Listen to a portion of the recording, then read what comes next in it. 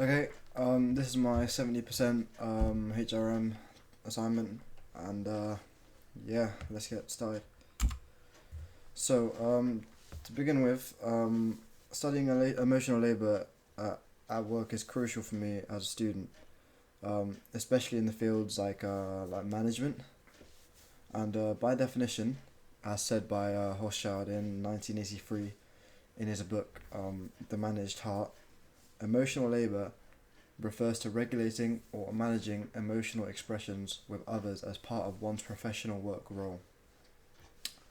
And I think that how relationships, employee well-being, and overall performance are influenced in the workplace is a big deal, as they're like smaller parts to a bigger picture.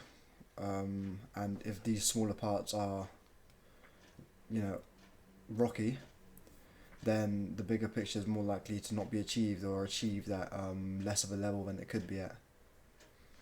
And the bigger picture in this scenario is obviously the objectives or aims of the organization. In my studies, looking into emotional labor helps me understand the small details of how employees connect, engage, and how company culture is formed. And this interests me obviously as a business manager, as knowing this would definitely benefit me in my future. Moving on. Academic literature. There were three readings that I did, three books that I found that appealed to me specifically.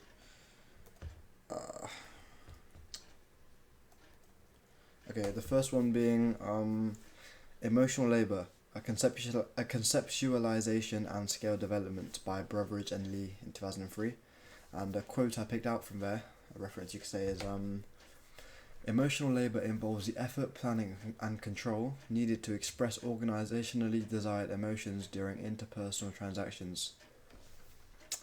To summarize this, emotional labor, as defined by Brotheridge and Lee, encompasses the deliberate effort, planning, and control individuals employ to display specific emotions required by their organizational roles during interpersonal interactions. Pardon me. For the second book that I found, it was The Emotion Regulation, Conceptual and Empirical Issues by Gross in 1998.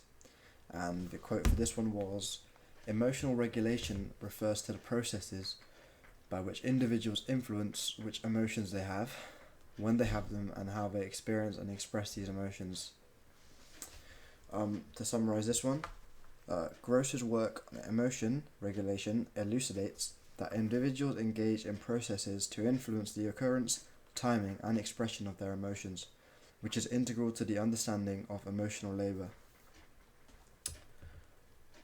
And the third and final book I found was more tailored towards a more specific approach, as I've taken the example of nursing institutes, as it's easier to explain how emotional labor can be used inside the workplace. And this book was Emotional Labor and Stress Within Mental Health Nursing by Johnson and Hall in 1988.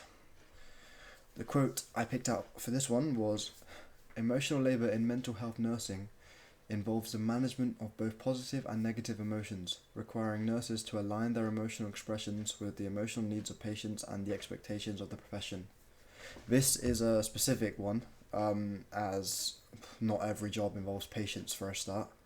And to summarize this, Johnson and Hall highlight the unique challenges in mental health nursing, emphasizing that emotional labor in this context entails not only the regulation of positive but also negative emotions. Nurses must align their emotional expression with the needs of their patients and professional expectations. Which is, just summarizing that. Okay, moving on to frames of reference.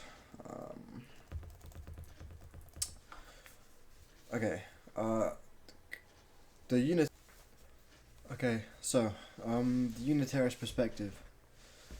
Considering that the Unitarist view sees the workplace as united and harmonious, emotional labor helps create a team spirit at work. And from this angle, you could say that emotional labor is like a tool that helps employees align their feelings with the organization's main goals and values. This view highlights the importance of open communication, mutual understanding, and conflict resolution in addressing emotional labor issues. I personally, I aim to explore how companies can create a culture where employees willingly contribute their emotional effort to common goals using a unitarist perspective. Within a unitarist perspective, conflict is viewed as abnormal, with an emphasis on resolving issues through communication and cooperation, as employee integration and effective communication are key. This also does contrast with the pluralist perspective, which recognizes diverse interests within the organizations. Both perspectives offer different insights into workplace dynamics and employment relationships. Moving on. Oh. And now I'm linking my previous readings with the unitarist perspective. First, I found a few points. So, firstly, I found that emotional labor as a unitarist tool. Hochschild's idea, 1983, connects with the unitarist view by highlighting purposeful emotional expression for building workplace unity. Secondly, I found emotional regulation and harmony and how they intertwine. Gross's study in 1998 is relevant as it highlights how emotion regulation contributes to a harmonious workplace in line with unitarist principles. Thirdly, profession-specific emotional labor. Literature by Johnson and Hall in 1988 aligns with unitarist ideals, stressing emotion management for collective well-being. And finally, communication and conflict resolution, which personal favourite, I think. Brotheridge and Lee, 2003, touch on unitarist values, highlighting open communication and conflict resolution for handling emotional challenges, which is obviously completely necessary, especially as a business manager having these qualities.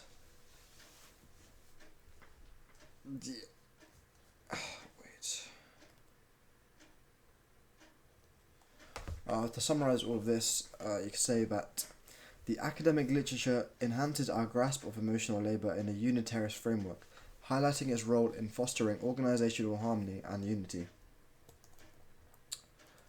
Finally, moving on to the conclusion. So, in conclusion, studying emotional labor is important to me academically as it gives insights into how people behave at work. The unitarist view helps me understand that workplaces work better when everyone's emotions are in sync, creating a positive and unified environment. I'm finished. Thank you for listening. Yeah.